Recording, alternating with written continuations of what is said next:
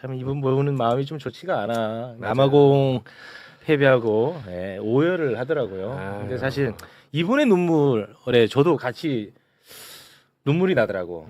왜냐? 이럴까봐 정말 걱정했던 분이거든. 이럴까봐. 몇 년을 진짜.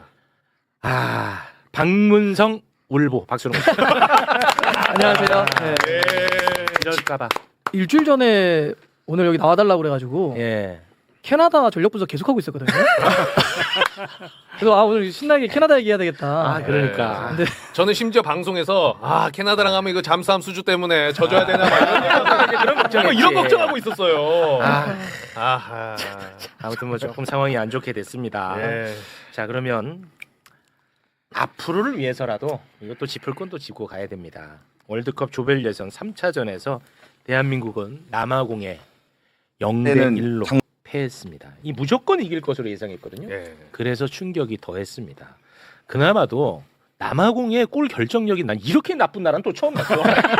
진짜 이 얘기를 잘 안 하던데 남아공의 골 결정력이 난 이렇게 나쁜 나라는 처음 봤어. 살면서 아니, 어떻게 이렇게 결정력이 안 좋아? 그나마도 다행이었다고 나는 봅니다. 그야말로 진짜 대한민국 경기 내용은 형편이 없었습니다. 이제 관련해서 이야기를 나눠볼까 하는데요. 패배 직후 홍명보 감독의 인터뷰를 일단 잠깐 이어폰을 좀 착용을 해주시고 함께 보고 오겠습니다. 선수들은 최선을 다했다고 생각이 듭니다. 다만 선제 실점이 저희가 먼저 당하면서 좀 더 경기를 운영하는데 선수들이 좀 조급함이 조금 있었던 것 같아요. 그래서 선제 실점이 좀 아쉽지만은 그래도 선수들은 뭐 최선을 다했다고 생각하고 있습니다. 뭐 마지막까지 최선을 다했지만은 결과가 아쉬운 점에 대해서는 뭐 감독인 저의 책임이니까 뭐 이제 앞으로 일정이 어떻게 될지 모르겠지만은 하여튼 오늘 경기 결과에 대해서는 감독의 책임입니다. 네, 그러고 이제 쓱 나가버렸거든요. 그런데 패배 직후 박문성 해설위원은 자신의 방송에서 이 속상한 마음에 오열을 했습니다. 그 장면도 저희가 짧게 좀 준비를 했는데요. 함께 해보겠습니다. 제가 인생의 딱 절반을 축구 쪽에 와서 사는데 요즘은 솔직히 배가 믿는다. 바로 여기 돌아다시. 그러니까 멤버가 이 정도 멤버인데 아니 공격할 때 하나의 아이디어가 있어? 아니 무슨 공격할 때 우리가 약속되는 게 하나라도 있어? 볼을 잡으면 볼을 잡지 않은 선수들은 어디로 가야 될지 하나도 몰라. 없죠. 뭐 어디로 가자는 서로의 약속도 없고 패턴도 없고 전술도 없어. 그냥 서 있어. 홍명보 감독도 어느 정도 책임을 져야 어느 정도가 아니라 이건 무조건 홍명보 감독 책임이지. 이게 무슨 뭐 어느 정도야. 뭘 돌려서 얘기해 이런 거를. 이게 팀이 이렇게 어떻게 팀을 만들어 놓냐고 이게. 옆에 그 코스염 나신 분이 강산에 씨. 그 얘기를 너무들 안 하셔가지고, 이제 너무 울어가지고 강산에 씨는 한번 잠깐 좀 이거 아무도 얘기 안 하더라고. 진짜 그러네. 강산에 씨야. 그가 너무 울어가지고 지금 강산에 씨 묻혔잖아. 가수 강산에. 연호 막 연호 올라가시는 분. 연호 그막 명태 잡고 하는 분. 강산에 씨라고 레전드 강산에. 좋은 정보 감사합니다. 오열을 했고요. 그리고 기자도 얼마나 화가 났는지 홍명보를 또 아주 그냥 우회적으로 박살을 냈는데요. 그것도 굉장히 화제가 많이 되고 있습니다. 그 부분도 잠깐 보고 오겠습니다. 감독님 오늘 경기 좀 졸전 그 자체였던 것 같습니다. 선수들 몸이 전체적으로 상당히 무거워 보였던 것 같은데 혹시 뭐 경기 전에 뭐 집단 식중독이라든지 뭐 불가항력적인 요인이 있었던 건가요? 그런 것 아니면 좀 쉽게 납득하기 힘든 경기력이었던 것 같습니다. 뭐 경기 내용은 좋지는 않았지만은 저희 팀의 뭐 이런 그런 부분은 전혀 없었어요. 약간 진지하게 답변하는. 근데 이 화가 너무 나다 보니까 전 국민이 다 저도 봤는데 저는 이렇게 못하는 축구는 진짜 살면서 처음 본 느낌이었거든요. 일단은 총평을 좀 듣고 강론으로 좀 들어가면 어떨까 싶습니다. 남아공과 경기는 저는 고전할 것을 예상을 했어요. 뭐 방송도 하셨잖아요. 그렇죠. 경기 전날 맞습니다. 방송 그러니까 MBC에 출연을 해서 맞습니다. 그 경기 그러니까 남아공과 경기는 우리가 고전할 수 있는 요인이 있다. 첫째, 그 경기가 열리는 곳은 41도를 넘는 그런 또 고온지대고 두 번째는 습도가 높기 때문에 체력적인 부분에서 굉장히 어렵다. 근데 내가 얘기하는 이 부분은 그 사실은 남아공 감독 브루스 감독이라고요. 브루스 감독은 벨기에 대표팀 그 국가대표 출신이고 86년도 월드컵에 4위를 할 때 뛰었던 스타 출신입니다. 네. 그 감독의 인터뷰 전문을 내가 10번을 읽었다. 아. 그 전문을 내용을 보면 브루스 감독이 한국과 경기를 대비하는 몇 가지 중요한 체크 포인트를 내가 확인할 수 있었다. 아. 기온이 높고 그리고 습도가 높은데 이런 경기에서 그 날씨에서 경기하는 것은 너무나 힘들다. 우리는 또 중간에 미국에 가서 경기를 하고 왔기 때문에 더 피곤하다. 근데 지금 내일 경기에 그 대비하면서 전술은 얘기하지 않겠다. 그렇지만 이 무더위와 싸우는데 우리는 아프리카인이다. 그런 얘기를 해요. 네.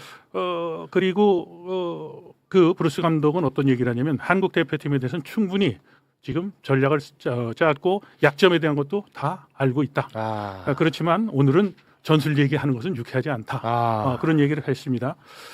브루스 감독은 당연히 그 손흥민 선수가 나올 줄 알았겠죠.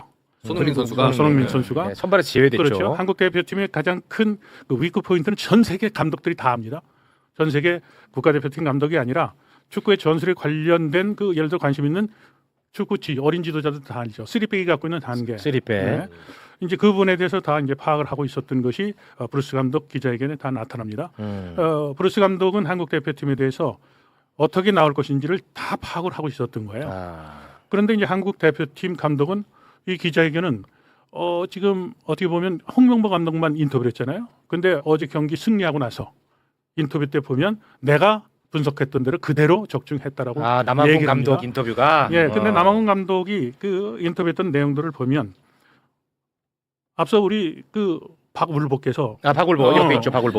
울면서 네. 야 우리 멤버가 뭐 휘파 랭킹이 뭐 그런 맥락이 그렇게 너무 놀리듯이 하지 마시고요. 네. 지금 보세요. 네. 우리가 걔들한테 질 이유가 아무것도 없죠. 네. 지금 휘파 랭킹도 걔들이 떨어지지만 또 걔들이 지금 문제가 되는 것은 멕시코와 경기 첫 경기 때 2명이 퇴장당했죠. 맞습니다. 그리고 경고 누적으로 또 한 선수가 뛰질 못했어요. 미드필더예요. 그 선수도 3명이 뛰질 못하는데 그렇다면 우리보다 객관적 실력으로 보면 한참 떨어지는데 그럼 경기력에서 앞서 최욱 씨 얘기했듯이 그렇게 골 결정력이 없어가지고 우리를 도와주는 네. 그런 경기 흐름으로 가지 않았었어요. 네, 맞습니다.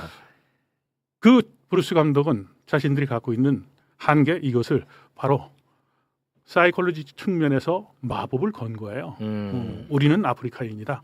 그리고 한국과 경기에서 우리는 32강에 가게 되면 남아공의 새로운 역사를 쓰고 또 남아공은 그 국민들이 자랑스러워할 것이다라는 그런 심리적인 그 전쟁을 벌이고 있었던 거예요. 네. 근데 한국 대표팀은 감독이 졌는데 그 다음 날이 됐는데도 괜찮았는데 식중독인 건 아니야. 근데 난 뭔지는 모르지만 우리는 정상적으로 경기를 했는데라고 얘기를 해요. 그것은 페인을 지금 정확하게 분석을 못하고 있군요. 있죠. 아, 큰일이네. 한국 대표팀은 상대팀은 브루스 감독은 한국 팀의 전술에 대한 문제 그리고 더위에서 우리보다 더 힘들 거라는 건 다 알고 있었죠. 그리고 한국 팀의 결정적인 페인은 전술적으로 보면 삼선의 밸런스가 무너지면서 공격을 할 때 가보면 여기서 군대에서 보면 지원군이 안 와. 지원군이 안 그렇죠. 와. 도시락도 갖고 와야 되고 실탄도 갖고 와야 되고 그리고 포빙이 쏴줘야 되는데 안 되는 거예요. 안 돼. 공격을 가면 그러면 손흥민 선수를 완톱으로 놓고 손흥민 선수가 부진했다라고 얘기를 했는데 그날 한국 대표팀은 오영규를 집어넣는데 오영규조차도 고립이 되는 거예요. 고립됐어. 그리고 이강인 선수는 이미 브루스 감독은 다 전략적으로 이강인 선수가 볼을 치다가 최욱 씨처럼 도는데 이 왼쪽 아웃프론트 이렇게 잡아놓잖아요. 뱅처럼. 그리고 이제 킥을 하려면 이렇게 휘어차야 되잖아요. 그렇습니다. 그러니까 패스선을 거기 가서 끊는 거예요. 맞아, 딱 한 번, 끊더라고. 두 번이 패스 미스가 나오니까 어떻게 되느냐. 이강인이가 짜증나는 거야. 아, 짜증나. 두 가지. 하나는 자기가 패스에 대한 것이 막히는 거고 또 한 가지는 뭐냐면 볼을 받아야 되는데 앞에 있는 선수들이 공격수들이 이 아이 컨택을 하든가 볼을 받으면 무빙을 해야 되는데 움직이질 않네. 근데 걔들은 왜 안 움직였을까? 자기 볼이 오면 고립되고 뺏기고 또 수비를 할 때는 역습에 말려서 아까 걔네들이 그렇게 슈팅을 못하는 상황이 막 연결됐잖아요. 네. 수비수가 셋이 있는데 상대방이 역습에서 말리면 우리는 한 선수에 와르르 무너지는 거예요. 그것이 결정적인 페인이었어요. 그렇다면 전술이 그 없었다는 거네. 선수들에 대해서 못한다. 왜 이강인은 첫 경기 때문에 패스가 100%였는데 왜 못하지? 그것이 바로 감독의 상대팀에 대한 전력 분석, 지략 이런 부분에서 완패했던 겁니다. 완패했다, 네. 전무했다 그런 상황입니다. 네. 여러분 너무 길다고 자꾸 뭐라고 하지 마십시오. 지금 워낙 짚을 점들이 많아서 그런 겁니다. 지금 수기로 빼곡히 적어 오셨어요. 네, 우리 박문성 해설위원님은 총평 일단 좀 총평이요? 예, 강론으로 이제 좀 잠시 후에 들어갈 테니까요. 총평을 좀 짧게 하겠습니다. 예, 제가 봤던 월드컵 경기 중에 최악의 경기였습니다. 와 최악이었어 진짜. 근데 이게 참 나 놀랬다. 받아들이기가 어려운 게 이런 거죠. 멤버는 역대 가장 좋은 멤버인데 와. 경기력과 결과는 역대 최악의 상황이 나왔단 그게 말이에요. 열받아. 이걸 우리가 어떻게 받아들여야 되지? 어떻게 해석해야 되지? 일단 이게 제 느낌이었고요. 네. 전술적으로 굉장히 게을러요. 전술적으로. 너무 게으릅니다. 없다는 얘기는 안 할게요. 상대는 우리가 어떻게 경기 나올지를 다 알고 나왔죠. 네. 그러니까 일단 부분적으로 얘기하실 테니까 예를 들면 우리는 공격의 패턴 같은 게 별로 없어요. 약속된 플레이가 없으니까 선수에 의존하죠. 누구에게 의존하죠? 이강인에게. 이강인. 그러니까 상대가 딱 시작했는데 이강인을 묶기 시작하더라고요, 상대가. 네. 그리고 왼발을 잘 쓰고 어떤 동작을 갖고 있다는 걸 알더라고요. 아. 그래서 끊어내면 뒷공간으로 놓아줘요. 아, 준비했구나. 아. 근데 우리는 제가 진짜 이번에 황당했던 게 이런 건데 왜 남아공인데 앞에 두 경기랑 똑같이 싸우지? 왜 체코 멕시코하고 똑같이 우리가 경기를 하지? 체코 멕시코는 오케이 상대 강했다 치자. 유럽이고 홈팀이야. 내려와 수비적으로 싸울 수 있어요. 남아공한테 왜 우리가 수비적으로 싸웁니까? 그렇죠. 상대 약점에 대한 분석도 없어요. 상대는 골키퍼 윌리엄스라는 선수하고 센터백이 빌드업을 할 때 계속 볼을 주고 나와요. 그럴 때 상대가 거기서부터 전방 압박을 강하게 붙잖아요. 실수가 꼭 나옵니다. 다 얘기했어요. 모든 해설자들, 모든 남아공 경기 본 사람들이 그래서 강하게 전방 압박해라. 아. 전방 압박 한 번을 안 합니다. 상대한 특징이 없어요. 근데 제가 왜 그럴지 생각했더니 오늘 아침에 새로운 인터뷰가 나왔어요. 홍명보 감독이. 아, 그걸 그런가요? 듣고 나서 제가 고개를 끄덕거렸습니다. 어떤 내용이죠? 제가 왜 게으르다고 얘기하냐면 이렇게 표현하더라고요. 그 나중에 워딩 찾아보세요. 네. 상대에 대한 분석을 하는 것도 좋고 네. 상대에 대한 대응을 하는 것도 좋지만 네. 난 그냥 우리가 준비했던 대로 모든 경기를 똑같이 치르는 게 좋다고 판단했거든요. 홍명보 감독이 직접 한 얘기입니다. 제가 그거는 그래도 솔직하게 나 얘기했네. 진짜 그렇게 한 거구나. 진짜로? 상대에 대한 분석, 상대의 어떤 약점, 특징을 분석해서 우리가 어떻게 하겠다는 생각을 하지 않은 거예요. 그냥 우리 식대로 경기를 한 겁니다. 그러니까 남아공이 오든 아르헨티나가 오든 브라질이 오든 다 똑같은 거네. 우리 길 가겠다는 거죠. 그런 게 어디 있습니까? 제가 게으르다고 와. 얘기하는 건 두 가지입니다. 상대에 야. 대한 분석도 안 해. 충격이다. 그다음에 그거에 대한 우리의 대응에 대해서 준비를 안 해. 게으른 거죠. 아니 근데 그런 축구인은 없잖아요. 그러니까 감독을 떠나서도 그런 축구인은 없지 않습니까? 이렇게 어떻게 대응을 합니까? 사실 우리가 월드컵 본선에서는 아시아 국가는 우리를 포함해서 도전자입니다. 도전자는 쉽게 얘기하면 이런 거죠. 1대1로 우리가 싸움을 하잖아요. 월드컵에서는 다 집니다. 그러니 우리는 어떻게 해야 돼요? 팀으로 싸워야죠. 네. 객관적인 전력이 좀 떨어질 팀은 팀으로 싸워야 되고 팀으로 싸운다는 건 뭐죠? 전술적으로 싸우는 거예요. 전술, 약속. 전술을 수만 가지를 만들고 상대에 대응하고 우리의 약한 것은 보강하고 이렇게 막 수를 해도 이길까 말까 한 게 아시아 국가들에게 월드컵이에요. 네. 그런데 그 월드컵에서 뭘 상대를 분석하냐고 우리가 가는 대로 가고 싶었고 세 경기 똑같이 치렀다는 얘기를 합니다. 와. 실제 그거 찾아보세요. 오늘 아침에 얘기를 했어요. 제가 그리고 깜짝 놀랐습니다. 진짜. 와, 이게 우리가 안 바뀌었다는 게 느낌이 아니라 실제 안 바꿨구나. 와 이거 진짜 홍명보 감독 충격이다. 진짜 그렇게 치른 거구나. 아니 그러면 감독 코치가 왜 필요한? 와. 그러니까 하나도 안 먹혔군요. 아예. 그렇죠. 예. 그러니까 저는 진짜 보면서 뭘 하나도 먹히는 걸 못 봤어요. 자, 그럼 이제 강론 좀 가보면 예. 이런 거죠. 상대에 대한 분석을 안고 게을렀다는 게 아까 남아공이 볼을 갖고 나옵니다. 네. 그런데 그럴 때 나올 때 센터백과 두 명과 골키퍼가 이렇게 세 명이 삼자빌드를 해요. 세 명이 이렇게 볼 갖고 나온단 말이죠. 그럴 때 우리 공격수가 압박이 들어가면 꼭 요새 그 이번 월드컵이 골키퍼가 5초 이내 볼을 처리해야 됩니다. 네. 그래서 압박 들어가면 이제는 볼을 빨리 처리 안 하면 소유권을 주니까 당황하다가 골 많이 먹어. 그래요. 이번에 그래서 예. 자책골이나 실수에 의한 골들이 많이 나오고 많이 있는 먹어. 월드컵인데 이 브라질이 그렇게 많이 넣었더라고 지금. 자, 그러면 상대에게 그렇게 전방 압박을 가해서 미스를 유발시킬 수 있는 우리나라에서 가장 전방 압박을 잘하는 선수 누굴까요? 손흥민. 손흥민이죠. 나는 그거 많이 봤지. 그렇죠. 그걸 우리 용어로 하자면 축구 용어로 하자면 그걸 채널링 건다라고 합니다. 아, 채널링. 그러니까 압박을 거는데 그냥 이렇게 정면으로 가면 골키퍼가 볼을 갖고 있다 정면으로 가면 골키퍼가 좌우 오른 다 선택을 할 수 있겠죠. 그렇죠. 왼쪽 줄 수도 있고 오른쪽 줄 수도 있고. 요즘은 그렇게 압박을 하지 않습니다. 한쪽으로만 모는 거예요. 아. 이렇게 돌아서 왼쪽을 막든지 이렇게 돌아서 오른쪽을 치는 겁니다. 그럼 골키퍼가 왼쪽을 막고 들어오니까 오른쪽으로 자기 몸을 오픈하고 오른쪽으로 볼을 주는 거예요. 아, 그 시간 걸려. 그러면 우리 동료들은 어떻게 해요? 우리 흥민이 형이 왼쪽으로 채널린 거네. 야 반대쪽으로 그 볼 나오는 게 여기밖에 없어. 이쪽 다 가 있자. 그건 커팅하지. 이게 바로 전방 압박이다. 그렇지. 그런데 왜 그런 경기에서 손흥민을 빼냐고요? 와, 그왜 이걸 어떻게 안 그래도 그걸 첫 번째 질문이야. 왜 뺐어? 손흥민을 선발해서 왜 뺐어? 홍명보 감독의 설명은 후반전 남아공이 체력이 떨어질 때 흔드는 카드로 준비했다는 거예요. 우리가 흔들렸다 이놈아. 말도 안 되는 소리 하고 있어. 상대의 약점을 분석했으면 초반부터 눌러야죠. 그렇죠. 우리가 왜 그걸 지키고 있다고 후반전에 역습을 쳐요? 우리 약팀이에요? 그건 약팀의 전력이에요. 그리고 또 하나 손흥민을 그렇게 쓰면 자 감독은 물론 전략적으로 누군가를 선발 쓸 수도 있고 누군가를 교체로 쓸 수 그건 뭐 있습니다. 그건 뭐 맞습니다. 감독의 권한이에요. 네. 전략적으로 판단할 수 있습니다. 근데 만약에 두 경기를 선발로 뛴 손흥민을 세 번째 그 중요한 경기 이렇게 떨어지면 큰일 날 수도 있는 경기에서 교체로 밀어넣었다는 얘기 뭐예요? 앞에 두 경기가 불만족스럽다는 거에 대한 표현이에요, 사실. 그죠? 그것도 맞는 겁니다. 네네. 너무 좋았으면 썼겠죠. 아, 그렇겠죠. 근데 골을 못 넣거나 이랬기 때문에 일단 후반전을 돌린 거예요. 네. 자, 그러려면 안 좋았다라고 판단하려면 손흥민이 앞에 두 경기에서 뭔가를 못했어야 돼요. 네. 그러니까 즉 스트라이커가 못했다는 얘기 뭐냐면 굉장히 많은 슈팅 기회가 왔어요. 손흥민에게. 아. 근데 그 온 기회에서 때려 넣지 못했어. 아. 아 왜 손흥민이 자꾸 놓치지? 왜 이걸 못 넣지 그랬으면 그 책임을 손흥민에게 물어야지. 아, 네. 그런데 앞에 경기에서 손흥민 선수에게 많은 득점 기회가 왔냐고요. 안 왔지. 손흥민에게 볼이 오냐고요. 안 왔어. 오지 않았어요. 우리 멕시코 경기에서 골대 안으로 슈팅을 때린 걸 유효 슈팅이라고 하는데 그 첫 번째 유효 슈팅이 80분 넘어서 나왔습니다. 맞아. 제일 스트라이커에게 답답하더라. 볼이 오지 않는 게 문제였는데 아. 그걸 스트라이커로 바꿔서 뭘 하냐고요. 자, 우리가 그 멕시코와 경기 때 손흥민 선수를 빨리 뺀 시간을 보라고 했잖아요. 네. 시간이 중요한 게 아닙니다. 손흥민 뺀 그 자체가 잘못된 거예요. 어. 손흥민 선수가 무엇인가 못한 것이 아니라 문제는 손흥민에게 볼이 안 가는 게 안 문제였다. 가. 이번에 오영규한테도 아예 안 가더만. 그렇죠. 어. 감기가 걸린 사람에겐 감기약을 주는 겁니다. 두통약이 머리가 아픈 사람에게 두통약을 처방하는 거예요. 그때 우리가 선수 교체한다는 건 뭐예요? 문제가 있으니 그에 대한 해법과 뭔가 변화를 주려고 하는 거 아닙니까? 네. 그때 문제는 손흥민이 아니라 손흥민에게 왜 볼이 안 가지에 대한 처방을 내렸어요. 그렇지. 자, 그거를 전술적인 해법을 제가 그랬죠. 똑같이 준비했다고. 네. 그거를 손대지 않고 똑같은 포메이션, 똑같은 전술로 남아공을 나오면서 어떻게 했어요? 사람만 바꿉니다. 오영규, 황희찬을 넣어요. 사람만. 아, 사람만. 자, 그럼 어떻게 되죠? 손은 공격수에게 안 가는 볼이 안 가는 건 똑같아요. 똑같아. 개선하지 않았어? 그러면 오영규, 황희찬 그게 안 오면 둘은 어떻게 돼요? 자, 남아공 경기에서 오영규와 황희찬이 볼 잡는 거 보셨어요? 못 봤어요, 진짜. 문제는 그게 아니었으니까. 그렇지. 그거를 개선해줘야죠. 그런 다음에 손흥민이 그래도 못하면 바꿔야죠. 그걸 개선하지 않고 왜 감기를 걸린 사람에게 두통약을 주냐고요. 와. 그 사실은 월드컵 대표팀 구성될 때부터 제가 문제 제기했던 게 두 가지예요.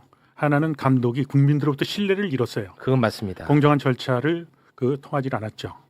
두 번째는 감독이 공부를 하질 않았어요. 네? 공부를. 네, 공부를 하진 않았어요. 자, 월드컵 대표팀 감독이 되고 나서 많은 평가전을 했죠. 네. 그때마다 스리백 얘기만 했어요. 네. 그래서 지난번에 최욱 씨가 얘기했던 아주 재밌는 멘트가 있잖아.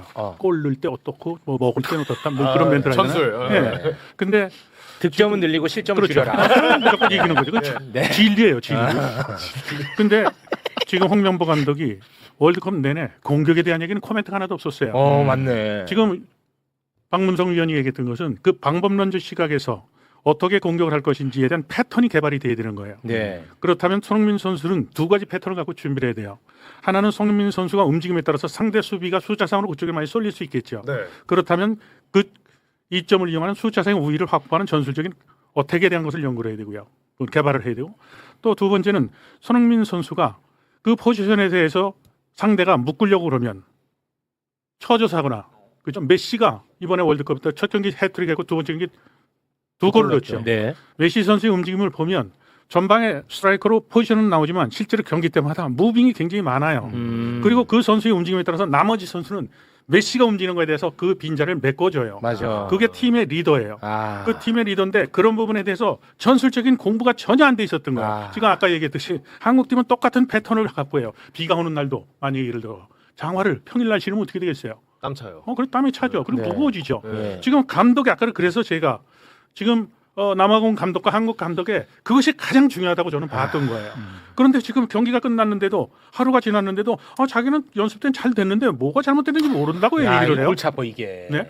지금 한국 축구는 골치 가장 아프다. 이 문제가 그러면 선수들이 지금 유럽에서 뛰고 있는 선수들 그다음에 남아공 선수들은 지난 해에 있었던 세계 클럽 월드컵에 나왔던 해외파들을 거의 뽑질 않았었어요. 그 팀을 중심으로 해서 선수를 구성했어요. 그 이유가 있어요. 시간이 없었어요. 시간이. 네. 또 그쪽에는 경제적인 여러 가지 어려움도 있었고요. 그렇게 대응하는데 한국은 전술적인 준비가 전혀 안 돼 있고 상대 팀에 아까 얘기를 했잖아요. 그 감독은 어떤 얘기를 했느냐. 우리는 새로운 역사를. 그게 바로 어떤 거냐. 모티베이션이었었어요.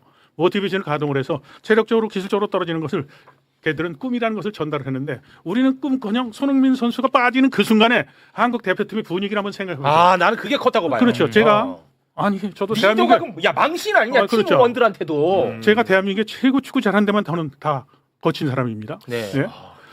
선수는 동물적으로 다 알아요. 그렇지. 체육 감독이 나하고 갑자기 눈을 안 마주치네. 밥 먹을 때도 감독이 저쪽으로 가. 화장실 갈 때 나랑 눈이 마주쳤는데 갑자기 저쪽에 서 있다가 내가 나오면 가. 그건 게임을 안 뛰키는 거예요. 아. 그건 동물적이에요. 제가 학교 다닐 때 대학에요. 자, 고대부터 먼저 얘기죠. 고연전을 하게 되면 연고전을 하게 되면 그때 동단운동장에서 할 때 관중석이 없었어요. 별로. 응원단 들어오죠. 그 선수들에게 티켓을 2장을 줘. 2장을. 그러면 그 받은 그 선수들 입장에서는 이걸 부모님 갖다 드릴까? 그래서 여자친구 줄까? 뭐 이게 고민하죠. 근데 게임을 못 뛰는 친구들은 네. 그것을 친구한테 주지를 않고 화장실 가서 찢어요. 진짜 아이고. 이 스포츠는 26명의 엔트리가 있는데 뛰는 건 11명이 뛰어요. 11명이 뛰는데 그 선수들이 대표팀에 있는 선수를 한 선수 한 선수가 모두 자신심을 갖고 있어요. 그렇지. 근데 우리 팀의 상징이자 캡틴인 손흥민은 손흥민이야. 당연히 경기에 출전할 것 같은데 득점왕이다. 저는 득점왕. 홍명보 감독이 이틀 전 3일 전에 인터뷰할 때 알았어요. 손흥민은 벤치 오머구나.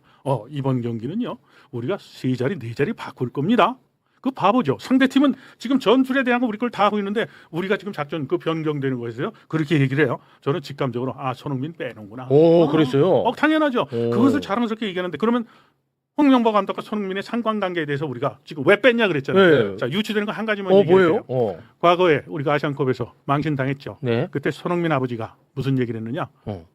한국은 아시안컵에서 우승하면 안 된다. 노력도 안 하고 투자도 안 하고 축구협회 행정이 이러니까 우승하면 한국 축구는 그것이 잘하는 것처럼 다 덮여지니까 자 그런 사건이 있었어요. 그러면 축구계 카르텔에 정점 있는 사람 누구죠? 그런 카르텔에 그렇게 유추하시는구나. 저는 유추를 합니다. 야, 이거 또 경기를 망쳐요? 그 일리 있어. 근데 아니 너 같으면 야 득점왕이야 손흥민이 프리미어리그 득점왕 빼냐? 왜 근데 빼냐고. 그거는 객관적인 거는 지금 박문성 의원이나 저만 얘기하는 게 아니라 BBC에서도 얘기하고 미국에서도 그 경기에 출전했을 때 순간적으로 스프린트하는 그 속도를 보니까 손흥민이 제일 빠른 축이야. 빠른 축이야. 근데 왜 빼냐 이거예요. 더 열받은 건 BBC 쪽. 그다음에 영국 쪽에서 볼 때는 야 우리 프리미어리그의 득점왕인데 얘를 왜 빼니? 얘를 왜 빼니? 전 세계적 우리 예를 들어서 2002 월드컵 멤버들도 비판을 하고 있잖아요. 교체 타임이나요. 그다음에 손흥민을 스타팅 멤버로 안 낸 거에 대해서 지적을 하는데 그렇다면 지금 거기에 동료 후배 선수는 어떻게 됐을까요? 전쟁에 나갈 때 왜 북을 치고 그리고 노래를 부르고 나갑니까? 기세를 올리는 거 아닙니까? 근데 스타팅 멤버를 발표하는데 손흥민이가 빠졌어. 그래서 제가 방송하면서 유튜브에서 모험이라는 표현을 썼어요. 예? 모험. 홍명보의 모험인데 그거는 굉장히 성공할 확률이 떨어진다고 제가 시기하고 또 하나의 이제 실험적인 도전 모험은 김민재를 또 갑자기 빼버렸습니다. 맞아요. 갑자기. 그래서 다들 막 해설진들이 당황하는 거야. 타이밍도 이상하고 김민재를 왜 빼? 근데 김민재 선수를 빼고 그럼 공격수를 넣나? 그런 줄 알았어. 근데 수비수를 딱 넣더라고. 그래서 다들 궁금해해가지고 물어봤는데 홍명보는 김민재 선수의 종아리 부상을 얘기를 하더라고요. 근데 그거는 사실이 아닌 것 같던데. 근데 지금 오늘 또 기자들 불러서 얘기를 하면서는 그러니까 김민재 선수가 나가면서 이렇게 약간 좀 좀 약간 불만 표시했죠. 이게 선수 교체가 그거에 대한 불만이 아니라 자꾸 경기하는데 좀 간격이 벌어져가지고 이걸 어떻게 해야 됩니다라고 해명을 했어요. 그러니까 우리의 그 진실까지는 잘 모르겠습니다. 일단 이렇게 해명을 했는데 저도 이제 아까 좀 저 김민재도 마찬가지고. 그러니까 예를 들면 김민재를 빼고 그런 상황에서 좀 더 아이디어 있게 혹은 변화를 주기 위해서 어떤 변화를 좀 줄 수 있지 않냐. 포메이션 전술적인 이런 거 잘 안 주잖아요. 홍명보 감독이 원래 스타일이 그래요. 그 경기나 이것 때마다 포메이션의 전술 변화 별로 주는 감독이 아닙니다. 그런데다가 아까 그랬잖아요. 그렇게 하기로 했다고 이번 월드컵. 세 대에 똑같이 하기로 한 거예요. 그걸 이해하시면 좋겠고. 아니 그래도 0대1로 지고 있어. 그러면 우리가 이제 큰일 나잖아. 0대1로 마무리되면. 총공격 그냥 벤치 멤버까지 그냥 다 토탈 사커. 그러니까 다 올라가야 될 거 아니야. 근데도 그대로 수비 위주의 전술로 가더라고요. 지고 있는 상황에. 지고 있는데. 나는 그거 진짜 놀랬거든요. 그거 좀 설명해 주세요. 일단 홍명보 감독의 머릿속에 들어가지 않는 이상 그러니까 사실 일반적으로는 이해하기가 좀 어렵습니다. 근데 누군가는 이렇게 추측하게 하더라고요. 근데 저는 그게 납득이 잘 안 되긴 하는데 거기서 추가 실점을 할 경우 3위의 와일드카드를 계산할 때 훨씬 더 불리한 조건이 있을 수 있기 때문에 지더라도 골 득실에 대한 거를 줄이고 싶어 했다 이런 설명을 하더라고요. 근데 저는 그것까지 계산해서 수비를 하려고 했다 보니 좀 어려울 것 같은데. 그러니까 그렇게 계산적이면은 우리가 왜 1등할 계산을 안 하고. 와. 그날 경기는 지난번에도 얘기했지만 경기력은 체력적으로 기술적으로 전술적인 것을 합친 것이 경기력인데 그 세 가지의 경기력의 요인은 당일날 심리적 요인이 지배를 한다. 상위 개념이. 그래서 기분도 좋아야 되고 감독과 약속한 것도 그것이 잘 이루어져야 되고 근데 경기하면서 행동 심리적 측면에서 보면 한국 선수들이 이강인이가 볼을 접어놓고 하다 끊겨 드리블하다가 2번 3번 뺏겨 짜증이 나 그리고 받아야 될 선수가 안 나와. 근데 그 상황은 이강인만 보는 것이 아니라 다른 포지션에 있는 애도 오영규도 최전방에 스타팅 멤버로 들어가서 기분 좋게 들어갔는데 볼이 안 와. 황희찬은 사실은 울버햄튼에서 컨디션이 오래 안 좋았는데 볼이 닿는데 드리블하다 끊겨. 이태석이 나가서 크로스했는데 골문 뒤로 모든 것이 요인 분석을 해보면 다 안 되는 거야. 안 돼. 그래가지고 이렇게 되면 어떻게 되냐면 운동 에너지 소비가 굉장히 급격히 이루어져요.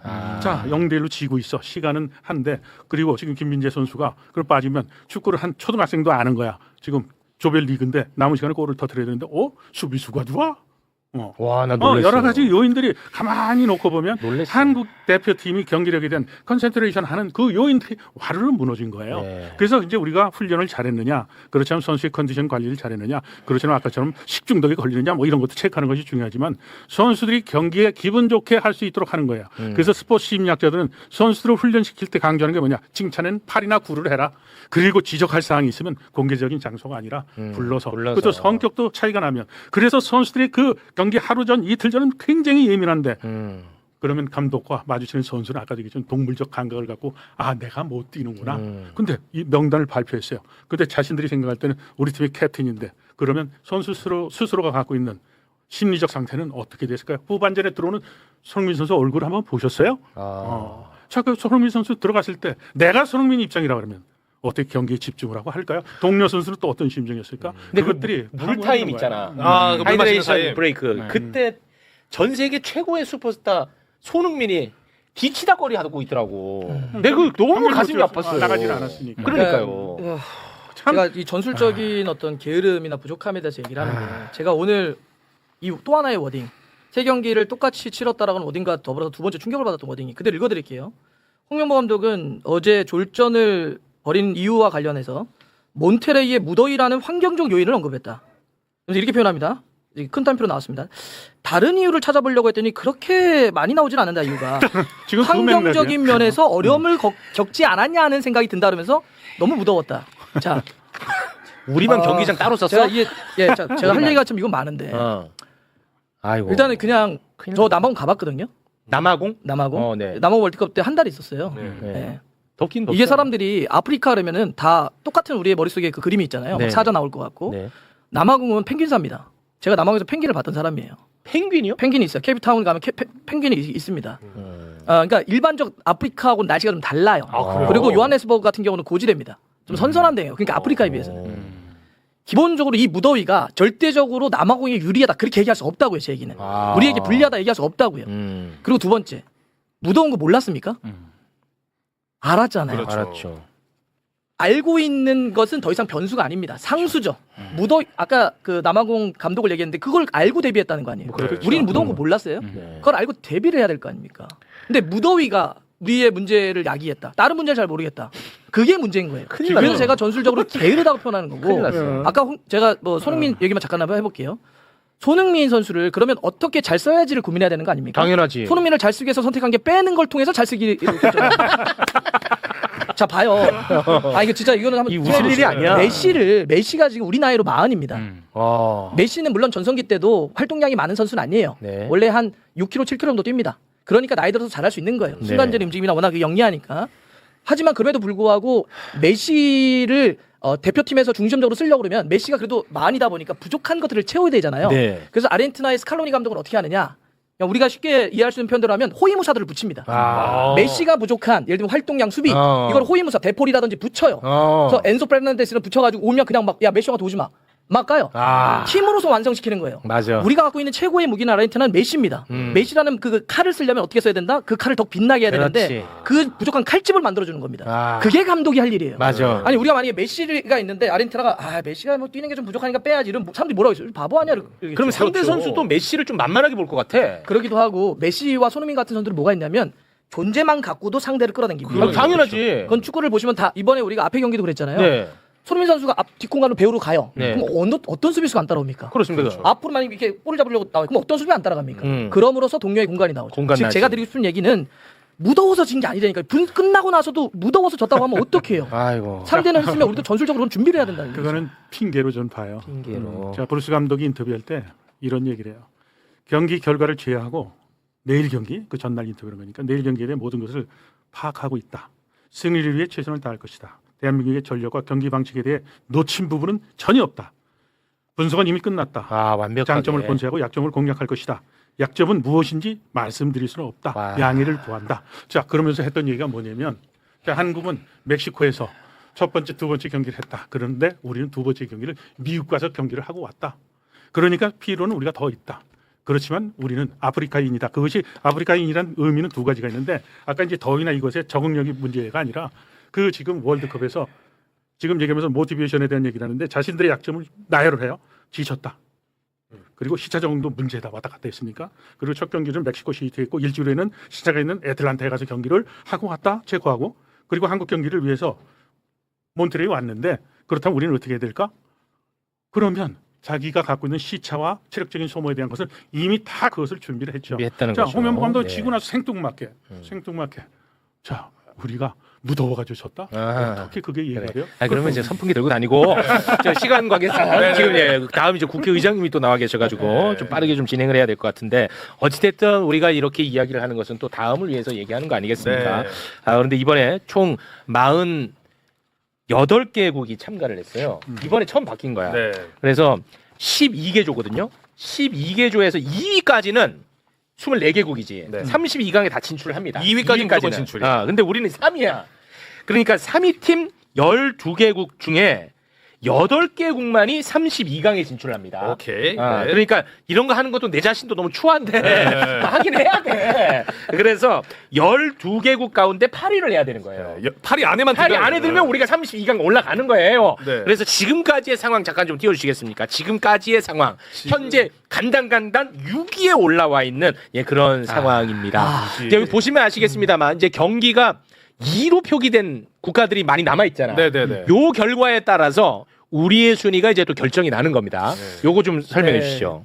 그러니까 우리가 이제 킹우의 민족이잖아요. 그러지 마. 아니, 너무 속상해. 경우의 수를 워낙 많이 따지니까. 속상해. 근데 이런 것까지 경우의 수를 따지 몰랐어요. 아니 속상하다고. 제가 조 3위의 와일드카드까지 따져야 될지 모르겠는데 아유. 한번 다시 한번 보여주시죠. 네. 원래 이게 지금 오늘 바로 최근 업데이트입니다. 네. 오늘 3경기가 있었어요. 네. 근데 우리가 원했던 3경기에서 결과가 하나도 안 나왔습니다.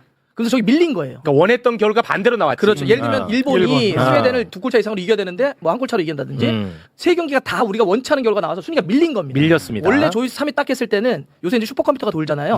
3위 밀렸지만 와일드카드로 대한민국의 32강 갈 확률은 85% 정도가 됐어요. 근데 지금 오늘 3경기 딱 치고 나서 50% 절반 밑으로 떨어졌습니다. 와, 진짜. 또 나머지가 이제 6가지의 경우의 수가 남았어요. 총 9개가지 경우의 수가 있었어요. 네. 경기마다. 3개가 날라갔습니다. 쭉. 앞으로 6가지의 경우의 수에 따라서 이제 우리가 거기서 반타작을 해야 돼요. 쉽지 않은 확률이 됐고요. 그래? 또 어려워? 하나 이제 이게 어려운 게 뭐냐면 슈퍼컴퓨터는 어려워? 이 조별리그 3번째라고 하는 변수를 고려하지 못합니다. 무슨 얘기냐면 슈퍼컴퓨터는 이런 거죠. 만약에 뭐 스웨덴하고 카보베르데가 붙어요. 그러면 거기서 뭐 전력이나 선수를 넣겠죠, 컴퓨터가. 그럼 누가 이긴다고 할까요? 스웨덴이 이긴다고 해요. 네. 그게 일반적으로 슈퍼컴퓨터가 할 수 있는 일인데 조별리그 3번째는 그렇게 치러지지 않습니다. 만약에 너랑 나랑 비기잖아? 그럼 둘 다 올라가? 그러면 서로 엉덩이 뺍니다. 그래서 월드컵 역사에서 가장 지루한 경기들이 다 조별리그 3차전에 나와요. 그래. 금방 끝났던 파라과이 경기가요. 네. 딱 그렇게 했습니다. 아이씨. 둘 다 그래? 비기면 올라가니까 90분 내내 그냥 서로 그래서- 이렇게 바라봐요. 그래. 그래서 그랬구나. 그래서 문제는 뭐냐면 지금 이 확률이라고 하는 것도 다 그냥 아까 했던 약간 그 가짜예요, 가짜. 우리가 떨어질 확률이 꽤 그러니까 산술적 있습니다. 확률이고 맞아요. 현실적 확률은 전혀 다를 수 있다. 그들은 서로가 야, 뭐 이렇게 대충 이렇게 하면 이기잖아. 그래. 짬짬이가 가능합니다. 큰일 났네. 짬짬이가 가능해요. 와. 서로 좋은 게 좋은 거다 하면서. 맞아요. 이제 한국이 6위로 밀렸고 7위부터 10위 반이 있죠.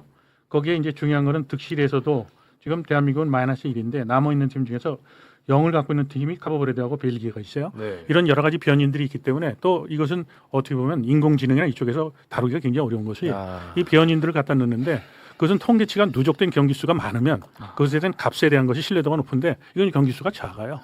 그래서 그 부분에 대해서는 지금 어떻게 엉켜서 넘어갈지 모릅니다. 그럼 이거 진짜 이거 상황이 쉽지만은 않군요. 근데 저는 상황도 안 쉽지만 저는 이런 현재 자체가 너무 처참하죠. 비현실적이고 초라해, 그러니까 우리 선수들 한번 생각해 보세요. 지금 우리 선수들 어떻게 하고 있는지. 너무 자존심 세 번째 상하겠지. 경기 끝났는데 우리 과달라라로 갑니다. 우리 베이스 캠프니까 베이스 캠프. 가서 야 우리 어떻게 해야 돼? 아이고. 우리 올라가는 거야 떨어지는 거야? 상대도 아무것도 결정된 게 없어요. 다 시무룩해요. 캐리어에 지금 반은 쌓았겠죠. 어떻게 되는지 모르니까. 아이고. 왜 우리가 역대급 멤버를 가지고 이런 상을 만들어 놓냐고. 와. 우리 선수들 이렇게 김 빠지게 만들어 놓냐고. 진짜 거기에 또 열받네. 결정적인 약점이 이제 작용이 돼요. 그게 뭐냐면 열받네. 우리가 지난번에 여기서 출정식도 안 했죠. 네, 안 했습니다. 그리고 고지대에서 훈련한다고 일찍 갔죠. 일찍 갔습니다. 제가 지난번에 여기 방송 나와서 그랬잖아요. 스포츠 과학자들은 합숙 훈련하면 2주 이상 하게 되면 그것은 역기능이 있다. 그런데 우리는 지금 들어간 지가 지금 한 달 넘었어요. 그리고 지금 또 이것이 우리가 A조기 때문에 먼저 지금 경기를 했잖아요. 나머지 조들이 경기하는 또 시간이 가요. 그래서 중간에 한국 선수들이 결혼한 사람들은 뭐 가족이 왔으면 미팅 시간을 주고 근데 그렇지 않은 선수는 어떻게 됐을까요? 분위기도 안 좋아. 또 이게 운동 생리학적으로 선수들의 생체 리듬도 여러 가지 문제 있어. 여러 가지 경기 요인들이 사실은 꿀조였었어요. 우리는 사다리 타기에서 진짜 32강으로 가면 너무나 이렇게 완벽하게 맞아. 짜여진 것이 없었는데 우리 스스로가 그거를 발길을 걷어찬 거예요. 우리가 남아공 얘기할 때 뭐라고 했냐? 굳이 뭐 눈 뜨고 뛸 필요 있느냐? 아니 뭐 하려고 또 뭐 축구야 왜 신고 하냐? 뭐 이런 얘기까지 했었단 말이야. 네. 근데 이 지경까지 됐습니다. 네. 네. 아직까지 뭐 완벽히 마무리가 된 건 아니니까 그래도 마지막까지 저는 기도를 하도록 하겠습니다. 네. 더 뭐 이야기를 나누고 싶습니다만 시간 관계상 여기에서 좀 마무리를 지어야 될 것 같습니다. 처참하네요 좀. 네. 그래도 뭐 32강 열심히 응원하겠습니다. 아니, 올라가야 응원을 하지. 일단은 지금은 기도해야 돼. 응원이 필요가 없어. 기도 열심히 지금은. 하겠습니다. 지금은 기도. 기도 메타. 32강 올라가면 또 다시 응원. 알겠습니다. 이렇게 갑니다. 네. 네. 만약에 32강에 올라간다. 그러면 지금 이제 또 일각에서 홍명보 사퇴론 막 나오잖아요. 그거는 현실성은 없는 거죠. 본인이 물러나거나 협회가 경질하는 것밖에 없잖아요. 두 가지 경우일 수밖에 없는데 지금은 할까요? 그거는 뭐 쉽지 않은. 네. 사실은 경기 끝나고 그 카메라 앞에 서서 그 전 세계 이제 가는 국제 네. 신호였기 때문에 감독의 책임이다라고 얘기를 해서 금방 후속적인 뭔가 있겠다라고 했지만 책임을 한다는 그것도 물 뜻으로. 건너간 것 같아. 좀 계산해 보니까 32강에 들어가면 그 또 한번 개겨 볼까 뭐 이런 거죠. 그런가요? 네. 실제 코멘트를 했습니다. 좀 오늘 새벽에. 우리 32강 만약에 확정되잖아? 온 국민이 우리에게 박수 칠 것이다. 라고 홍명 감독이 코멘트를 했습니다. 와, 진짜 어떻게 그렇게 멘탈은 내가 일단 담는다. 돈 받는다. 나 돈 받아. 멘탈은 세네. 지금 누가 멘탈이 좋아. 알겠습니다.